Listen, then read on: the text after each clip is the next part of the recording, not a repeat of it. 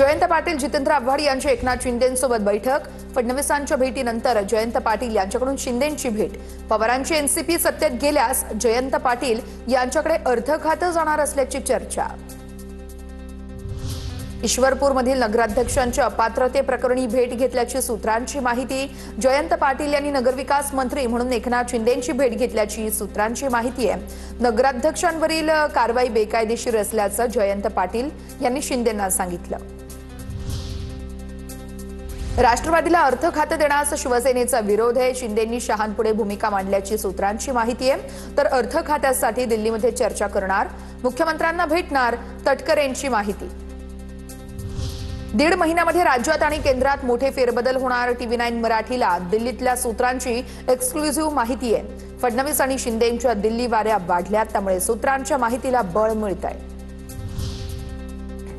खासदार पार्थ पवार यांनी मुख्यमंत्री फडणवीसांची भेट घेतली आहे। वर्षा निवासस्थानी पार्थ पवार यांनी फडणवीसांची भेट घेतल्याची सूत्रांची माहिती आहे। 2 दिवसांपूर्वी तटकरे पटेल यांनी फडणवीसांची भेट घेतली होती।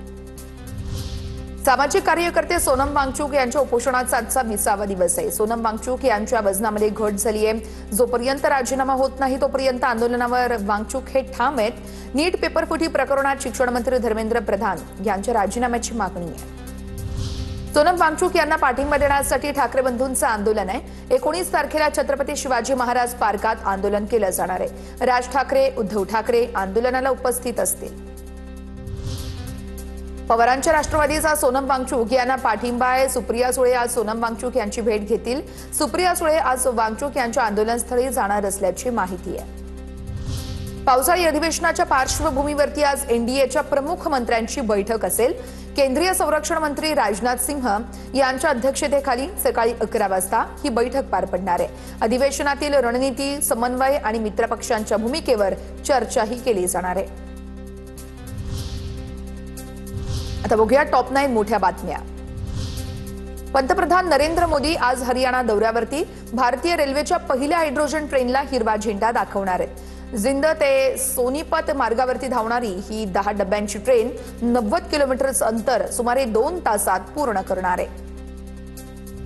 केंद्रीय गृहमंत्री अमित शहा यांचा उद्यापासून 2 दिवसीय पश्चिम बंगालचा दौरा असेल। पश्चिम बंगालमध्ये भाजपची सत्ता स्थापन झाल्यापासून शहांचा हा पहिलाच दौरा आहे। शहा उद्या सिलीगुडीतील बीएसएफच्या चौकीला भेट देतील।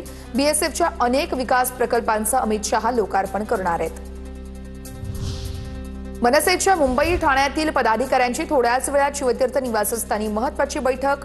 राज ठाकरे पदाधिकाऱ्यांना मार्गदर्शन करणार आहेत।